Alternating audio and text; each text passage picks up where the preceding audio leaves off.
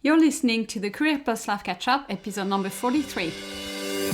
Welcome to the Career Plus Life Catch-Up, a show anchored in reality to help you create a balanced life where you enjoy both your work and your life, because you don't have to choose. I am your host, Cecile Ferry, a corporate executive turned coach and working mom. This is your place for insights, advice, and tools to optimize your career direction, balance, and confidence. I'm so glad you're here. Let's get into it.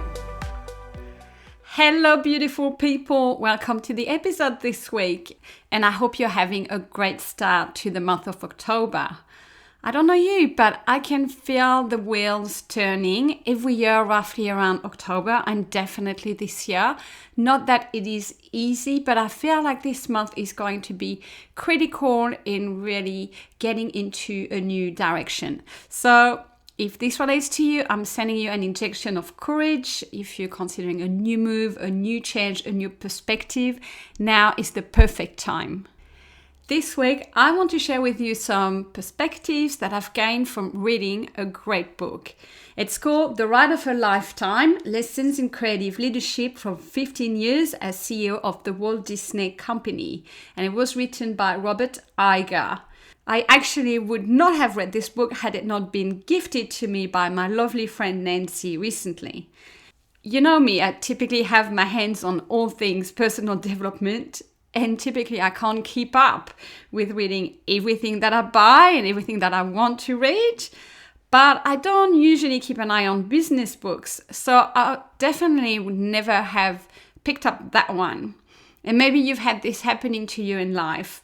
Sometimes someone gives you something that you would not have found or bought for yourself. And it's a bit of a surprise, but then in the end, it turns out to be so beneficial and you're grateful for it. So apart from the fact that this was a very refreshing read for me because it was about business and leadership, I found so many gems inside it, to my own surprise, that really massively inspired me. The book talks about building a corporate career, which isn't my jam anymore, and maybe it's not yours either.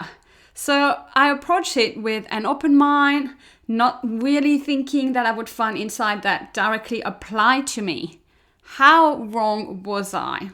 I actually found it quite fascinating to read because it is written like a real full story, full of detours and adventures and wins and challenges, literally like a really good movie. So in essence, it is not a boring, dry business book. The book itself is about sharing lessons in leadership. And the author seeds them all along his stories. And there is even a great little recap in the appendix that contains all the great lessons that he's learned along the way of his 45-year-old corporate career. So I'm not going to be here just rereading you all his lessons. They are very valuable and I highly recommend you grab the book and at least read the appendix. But what I want to do here is to relay my own insights after reading the book. What stood out to me, what made sense, and the key themes that I saw emerging. So that if you don't have time to read the book, you can just listen to this podcast and get a really, really good lesson in management and leadership all under 30 minutes. So yes, the book is about building a successful career in corporate America. This may not seem appealing or relevant to you. I totally get it. Not everybody wants to become a powerful CEO, not even me, I can tell you. So I'm going to strip away the corporate details so that here we can just focus on the core life lessons that can be found. And this time I have not organized the podcast into like 3 or 4 key points, but rather a general long list of lessons and reflections that I had. So I hope you will enjoy this casual conversation and get some amazing inspiration out of it. Let's get into it.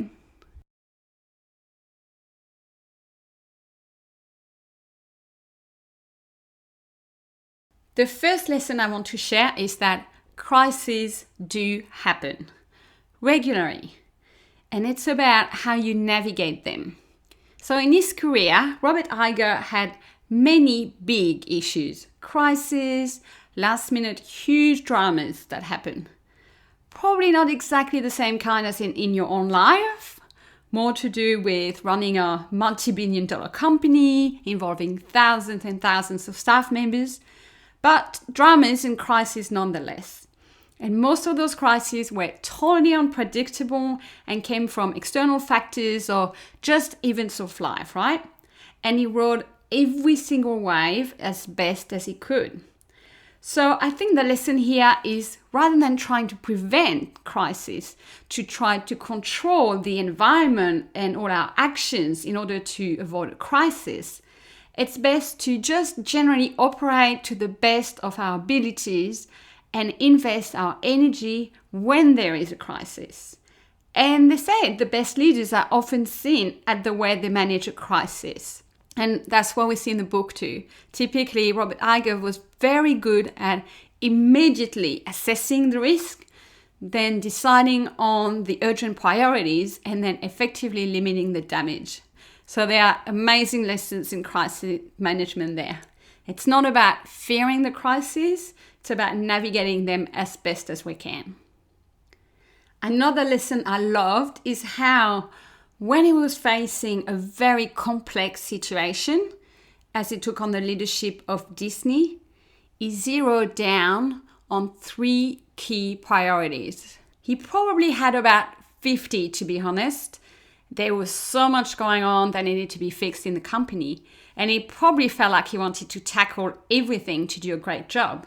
But instead, he focused on only 3. And those 3 were the ones that felt the deepest, the most meaningful, the most impactful, and the most important to him. And that laser focus on 3 pillars actually turned out to be the blueprint of all his career afterwards. Everything that actually he saw in retrospect. And I was really amazed to read and to see how he tackled one priority after the next head on and focus on solving that one. And that is a true example of great leadership. Picking the most important battles and focusing all your energy on them. And then doing what you say you're going to do. And it was actually surprising to hear how he saw for each of the 3 priorities. The solutions were often unpredictable beforehand, but once he got into it, he dedicated his time and energy onto that one priority, he just started digging and researching and finding ways, and he found the way out every single time. So the lesson here is, where in your life are there lots and lots of open folders and priorities where you're trying to hit too many things? I recommend you pick the 3 biggest, deepest ones for you and you tackle one at a time head on.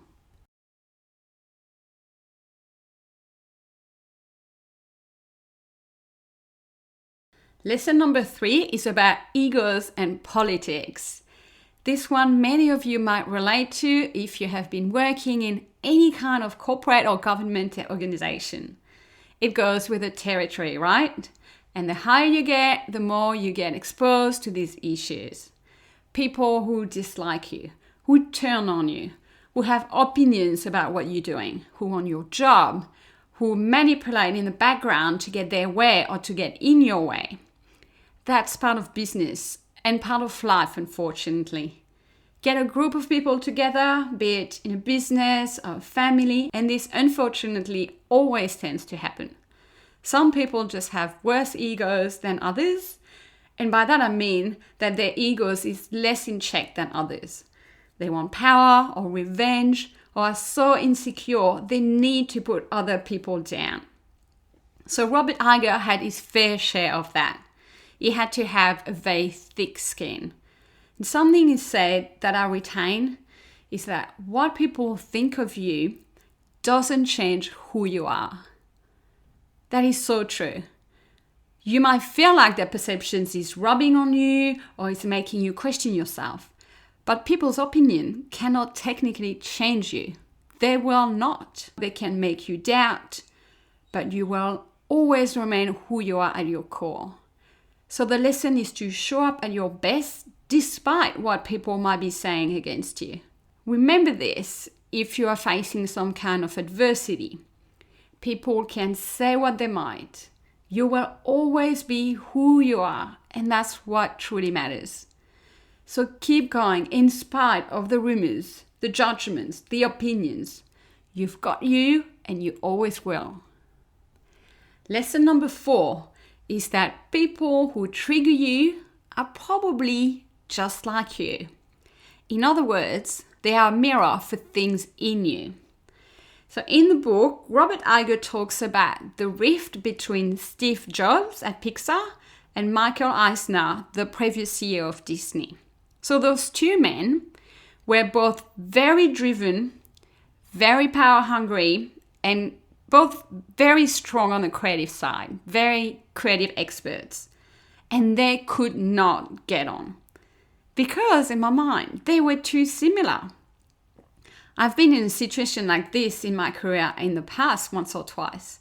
You know, when you feel that strong animosity about someone at work, you know, that strong triggering every time you are in their presence.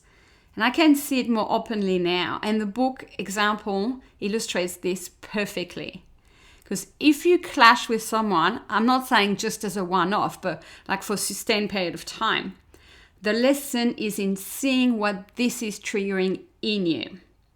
Because it's hitting exactly at the seams of your ego or your insecurities or your lack of confidence or need for control.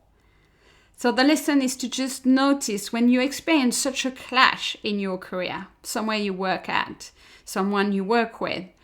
Just know there is a really good lesson for you in there, thanks to the person you're clashing with. In other words, look into the mirror.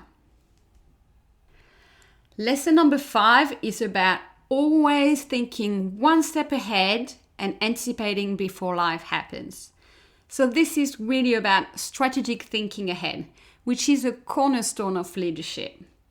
Most people at work can't do this because they focus on the now, what they have to do now, the current issues.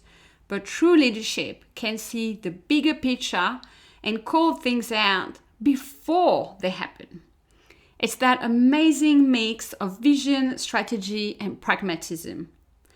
So for instance, in the book, Robert Iger thought he had to act like a super strong leader before he was promoted to CEO.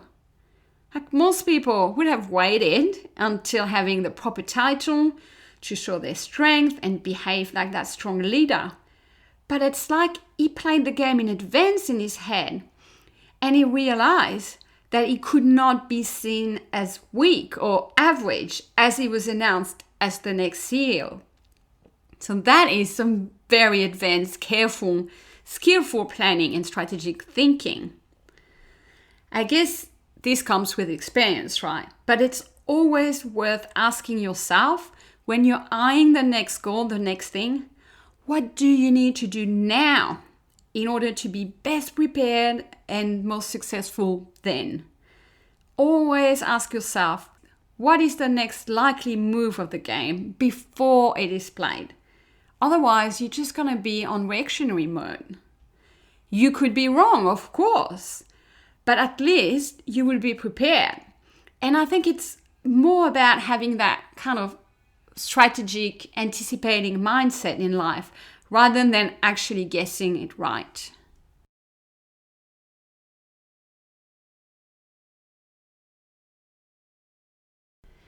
Lesson number 6 I love because it will give inspiration to any of you looking for a job or having any specific job aspirations for the future. You can get the job even if all the odds are against you. So Robert Iger got the job as CEO of Disney when all the odds were against him. Everybody said he wouldn't get the job. The company was in a terrible place at the time the CEO was leaving, and all signs pointed towards the next CEO to be someone coming from outside of the organization, bringing a fresh perspective that the company desperately needed. Even Robert's close friends and allies told him to leave as he wouldn't get the job. Everybody told him, forget it, you won't get it. Instead, he decided to stay in the run-up for the job and to campaign for himself. And he says in the book, it's not like he felt like he deserved the job, but that going for the job felt right for him. He felt right for the role himself. He knew he could do it in his own integrity, and he believed in himself in a very healthy way. So he just went for it, and he pitched in again and again for months on end to all the decision makers and the shareholders and the board, and ultimately he won the promotion. It would have been much easier for him to go along with the general consensus, to think he wasn't going to get it, but he didn't give up. And he got it. So all it takes is you believing in it. Please use this story as a real life example that nobody knows better than you what you can do. Nobody has rights or the power to kill your ambition or your dreams. Don't listen to the rumors, the gossip, the media, the naysayers. Listen to what is right for you and go for what you want unapologetically, whatever the odds look like. Lesson number 7 is that a successful career will cost you things. Things like relationships, having plenty of time and quality time with your partner, with your children. You will have less time. It will potentially cost you the choice of where you live. It will cost you some quality personal time. In other words, you cannot have a high level of success and a cruisy life, as much as I would like it to. One aspect of the book that is not highlighted, but that I perceive nonetheless, is that the bigger the career, the more you eclipse your family life and free time. The book rarely talks about his family. Mind you, maybe this is a choice to keep it private. And you can see, though, how he has spent his life traveling and traveling around the globe. Some of us can think it's sad, but it really depends on your own values. Clearly, career success was a key value for Robert Iger, and he built a life that aligned with that, and he was fulfilled. But this is just another reminder how, realistically, we cannot live a high-flying business life without being less devoted to other areas of our life. This is a choice we need to make in full consciousness and in alignment with our values. It's not bad. It's only bad when you haven't planned for it, or when you haven't agreed with other people in your life or with yourself.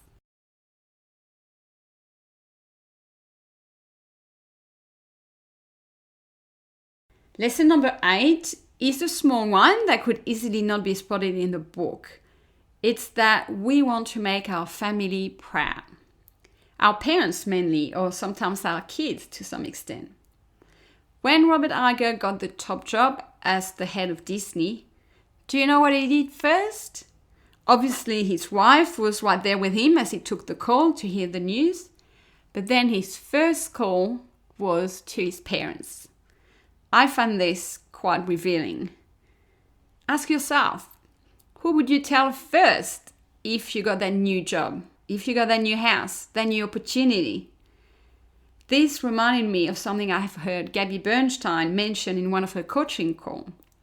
It is that as much as we feel like our careers are different from our family agenda, they are not.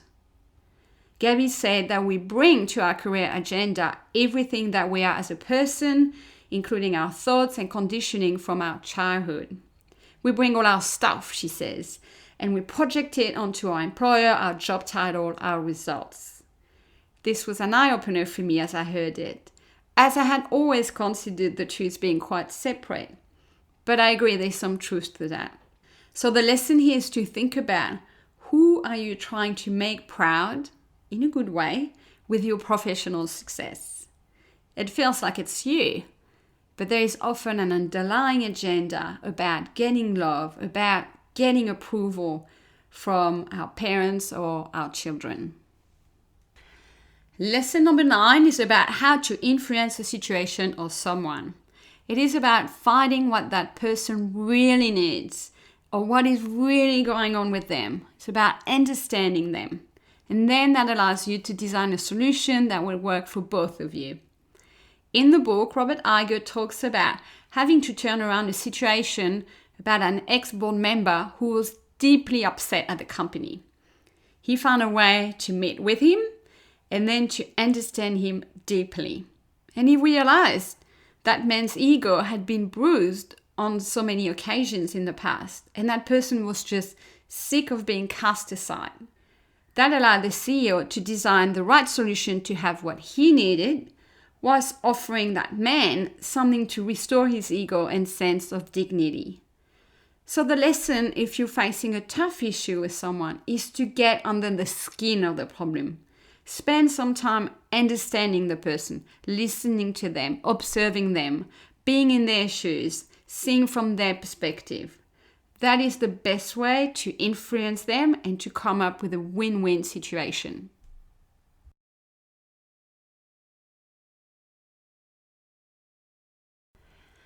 Lesson number 10 is the counter side to number 1, which was about crises that happen. Likewise, opportunities inevitably happen. They just come out of the blue. So you can count on that too. It's like life is a mixed bag, good and bad things happening. There are many examples in the book of very coincidental things happening, like an unplanned change in the law, for instance, where that made a deal happen in their favor, or someone leaving unexpectedly. You cannot plan for these things. They seem to happen randomly, but they do happen and they do work in your favor. So yes, as a leader, you need to carefully manage and control, but also know that you will get extra boost from life's opportunities. Robert Iger calls this being lucky. I just like to think of it as just life. We are helped at times too, in ways we couldn't plan or couldn't wish for. So always keep this in mind as you embark on any new chapter. Positive things will always pop up along the way too. You don't have to make them happen or to deserve them. And maybe look back on your own life and see where you got those random positive opportunities. For me, for instance, it's when I got that one spot to go on exchange to university in Australia. That changed my life forever. Lesson number 11 is about your behavior as a leader. It is about keeping your ego in check, meaning to not be defensive 98% of the time. Basically, only being defensive 2% of the time. Often, Robert Iger was challenged by shareholders, board members, bosses, mostly rather aggressively, and the temptation was high to bite back. But 98% of the time, he didn't. He bit his tongue. He didn't fall for the reactive pressure, for wanting to fight back, to argue. He didn't lie either. It's not that he was a people pleaser, not at all. He always remained in his integrity, and that's one of his key lessons from the book. Trust your gut and do what feels well with your own integrity. But he was very smart in a lot of instances with his responses. If he defended himself, he would do it with courtesy and respect. And that takes a lot of personal strength and grit. And that's a lesson I'm personally taking with me. To notice when we feel like reacting negatively to a comment or to an accusation. Pause and think of the smartest way to answer. Do you want to go to battle? What would it achieve? How do you want to conduct yourself? There's only one example in the book where he shares how he lost his cool right at the very end of that super long, drawn-out interview process to become CEO after month and month of tenacity and pressure. So we're all human. We may crack. He eventually did once or twice. It's okay. But we need to learn to rein it in for as long as we can. This will win us way better relationships and way better outcomes than if we come out saying what we think in a negative way.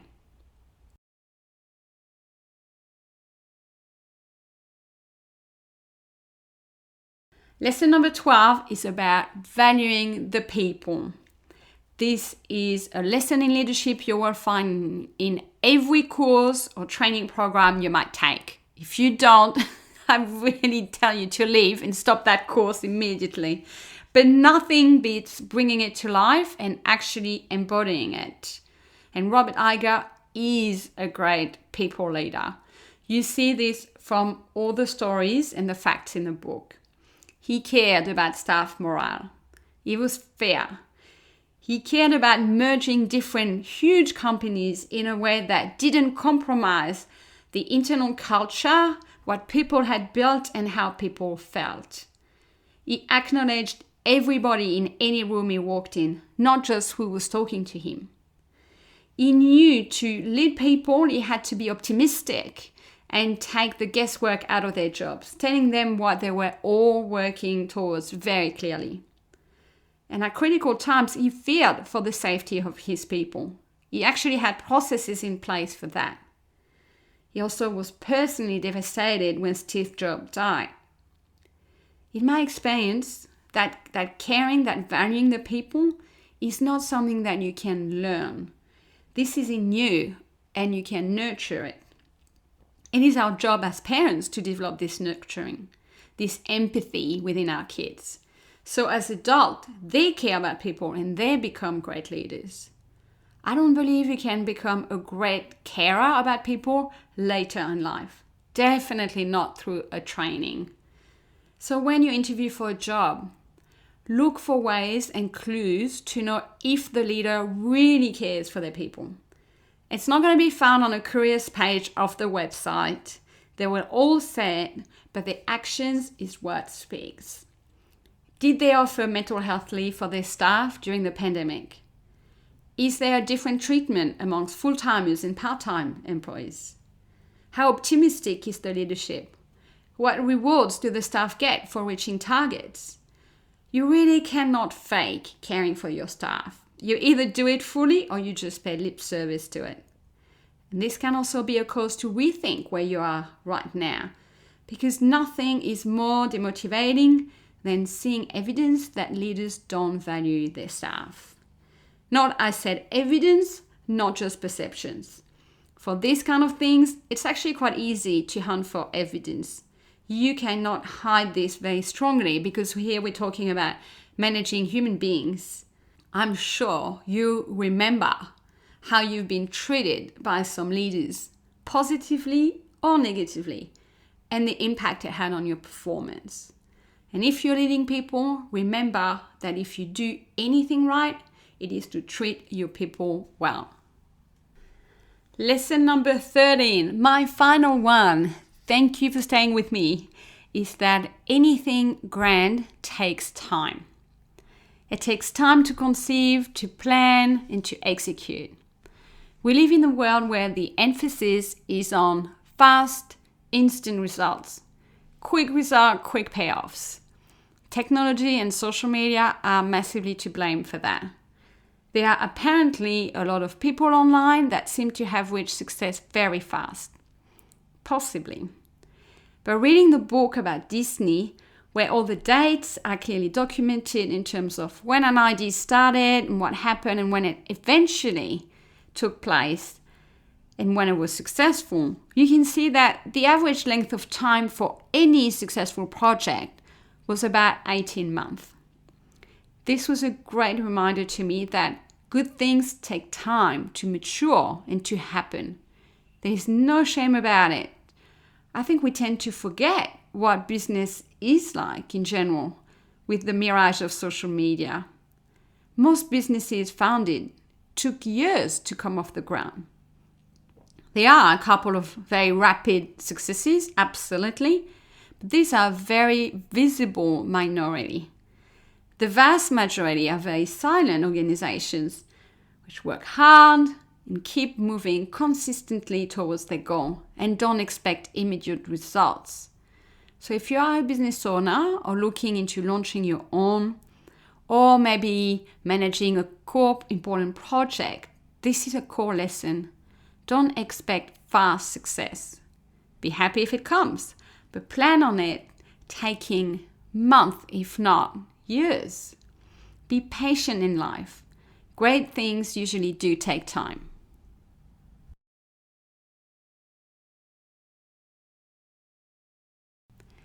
That's it, my friends. Here were all my nuggets from the book, The Ride of a Lifetime by Robert Iger, which you can get for yourself if you would like to read the whole story. personally very grateful for this gift, as it gave me a real boost of inspiration I didn't bargain on. Whilst reading the book, I found that I still had a lot of drive and a lot of courage in me to do great things. It's easy to feel discouraged by life, by challenges, by difficulties, obstacles, by the lack of knowledge or your own doubt. This book was like an injection of courage and you can do it attitude. I'm not going to be running for CEO of a multinational company anytime soon, but it inspired me to keep pushing myself to do great things, to not settle for easy, safe, and comfortable, to experience a ride, to go for it, to experience what this life has to offer after all, because it's short and who cares really about the consequences. It made me think of all the creative ideas I could nurture and how hard work isn't a bad thing when you enjoy what you do. It is all worthwhile. So I hope today's podcast has inspired you to sign up for the ride that is your life, to not limit yourself because of your doubts or what you don't know, but to instead focus on what feels right to you, believing in yourself and showing up for the challenge. Have a beautiful week, everybody, and keep growing. Keep aiming and shooting for the next thing, always. Thank you for listening. If you enjoyed this episode and would like to find out more information, you can visit my website at careercatchup.com. There you will find blog articles, free resources, a self-study course for your career direction, and ways to work with me. It's at careercatchup.com. I hope to continue to connect with you and support you. Talk to you soon.